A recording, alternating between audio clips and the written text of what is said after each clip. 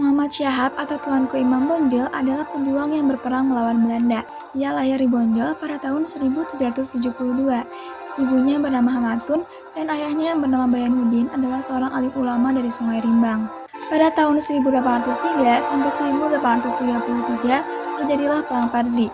Awalnya, Perang Padri terjadi karena perbedaan prinsip agama antara kaum Padri terhadap kebiasaan buruk yang dilakukan oleh kaum adat. Kaum adat yang sudah berjanji akan meninggalkan kebiasaan buruk seperti judi dan minum-minuman keras, ternyata tidak menepati janji mereka dan membuat kaum Padri marah-marah sehingga terjadilah peperangan. Ketika perang berlangsung dan kaum adat mulai terdesak, mereka meminta bantuan pada Belanda dan berhasil memukul mundur kaum Padri. Kemudian, Belanda membangun benteng pertahanan dengan nama Fort van der Kapellen.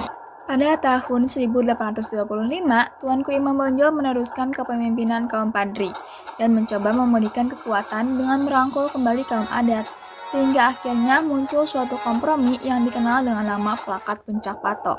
Hal ini menjadi puncak revolusi Islam dalam adat Minangkabau, sekaligus kemenangan bagi kaum Padri.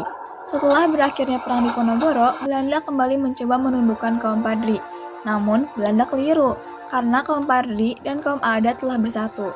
Menyadari bahwa Belanda harus menghadapi seluruh masyarakat Minangkabau, maka Belanda mengeluarkan pengumuman yang disebut Plakat Panjang. Tahun 1837, Benteng Bonjol pun dikuasai oleh Belanda. Tuanku Imam Bonjol yang tertipu akhirnya diasingkan ke Cianjur, lalu ke Ambon. Namun, Perang Padri masih berlanjut dengan dipimpin oleh Tuanku Tambusai. Tahun 1841, Tuanku Imam Bonjol dipindahkan lagi ke Minahasa bersama Sultan Saidi, Abdul Wahid, dan Baginda Tan Labi.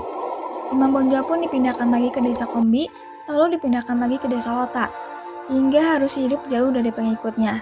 Tuanku Imam Bonjol yang merasa sengsara akhirnya wafat pada 6 November tahun 1864 di umurnya yang ke-92 tahun.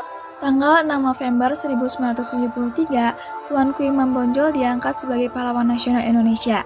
Selain itu, nama Tuanku Imam Bonjol juga hadir sebagai nama jalan, nama stadion, nama universitas, bahkan pada lembaran Rp5.000 keluaran Bank Indonesia.